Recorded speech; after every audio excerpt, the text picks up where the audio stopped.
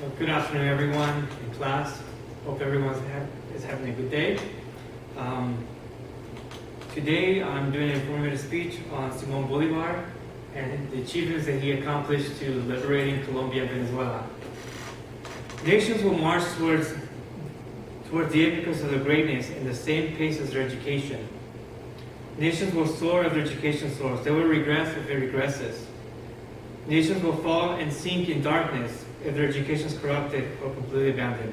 These are the words of Simón Bolívar. How would you feel if the state of Virginia taxed you to 20% tax and public schools are non-existent for your children? And all the money collected goes to Washington, D.C. Many of us will be very upset to discover the way our local government is running things. We would immediately write letters or emails to our senators or protest our discontent. That's how the Spanish Empire treated their colonies. Before I start talking about Simón Bolívar's life, let me give you the 3 reasons to why the Spanish colonists wanted to break from the Spanish Empire. Number 1 reason, heavy taxes on all colonists and slaves. Everyone had to pay taxes. Nobody was exempt from it. 2, Indians and Africans were treated as property and not as human beings.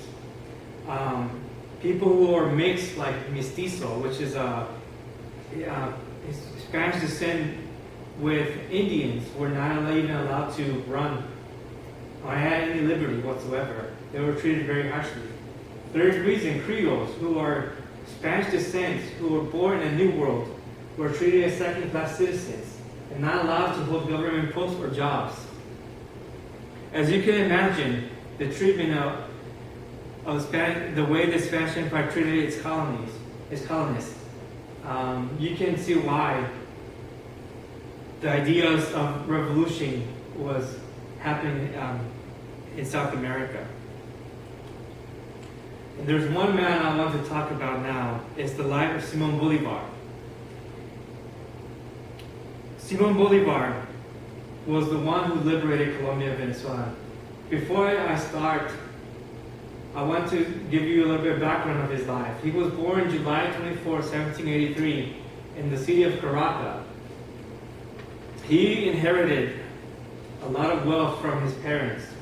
At the age of 9, he was considered, he was orphaned and was raised by his uncles. His uncles wanted to see that he had a proper education, so he sends Simón Bolívar to Spain. At the age of 16, living in Spain, he meets Maria Teresa, and who in May 26, 1802, they married. But before I continue about his wife and their marriage, I also want to mention the influencer in his life. One of his tutors that played a pivotal role in his life was Simón Rodriguez. He was the one that taught Simón Bolívar the ideas of freedom and liberty, that all men are created equal. The second most important person in his life was his nurse slave.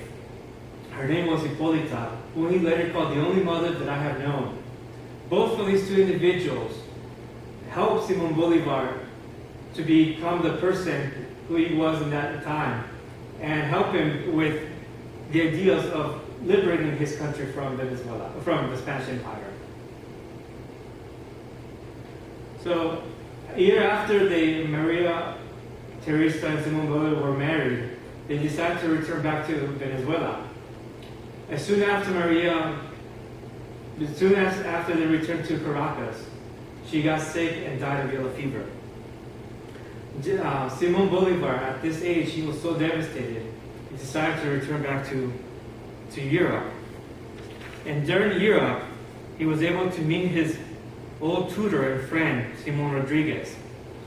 Both of them decided to take a road trip across Europe.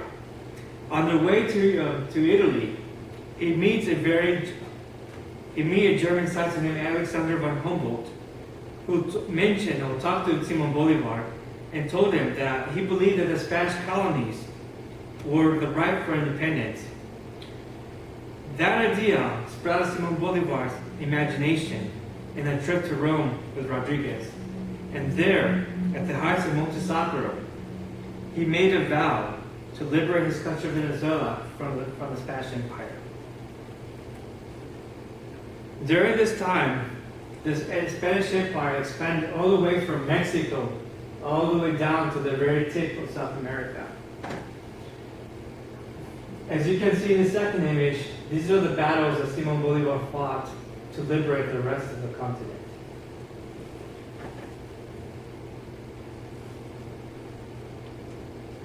Education from his former teacher, Simón Rodriguez, the death of his wife, and the oppression of the Spanish Empire towards his people caused Simón Bolívar to get into the politics. During that time, a year after the Latin American independence movement started, a year after Bolívar's return from Europe, Napoleon's invasion of Spain unsettled the Spanish country. Napoleon also failed to his attempt to gain the support of the Spanish colonies, which claimed the right to nominate their own officials. So, in April 19, 1810, the Spanish governor was kicked out of Venezuela. And by July 5th, 1811, the National Assembly declared Venezuela its independence. So today, all Venezuelans celebrate Independence Day.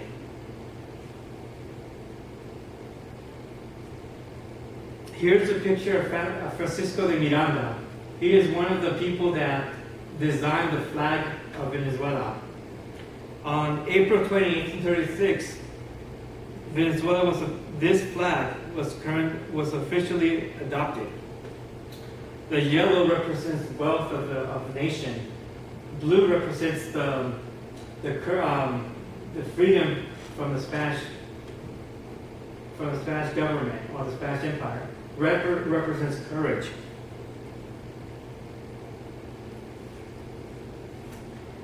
So we have reviewed the reasons to why the revolution.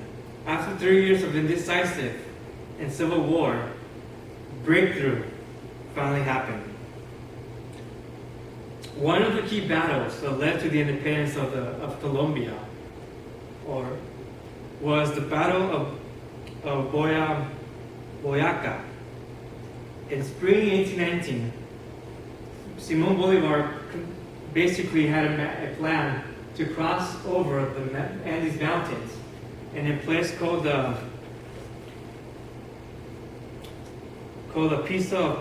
Pass of Pispa, which the Spanish royalists considered impossible to pass. 1/3 of Simón Bolívar's army died crossing this path.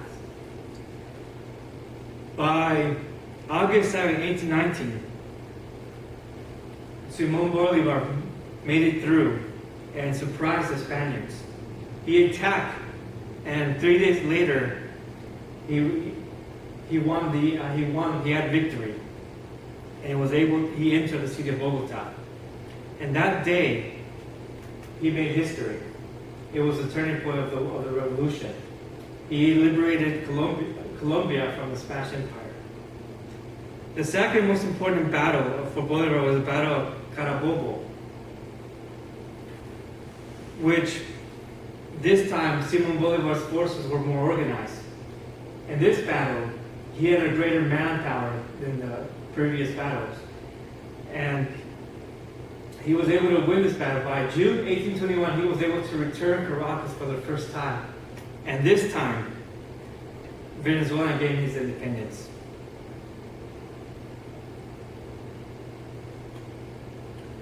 So Simón Bolívar was right. Nations will march towards the apex of their greatness at the same pace as their education. Nations will soar if their education soars. They will regress if it regresses. Nations will fall and sink in darkness if education is corrupted or completely abandoned. Thank you.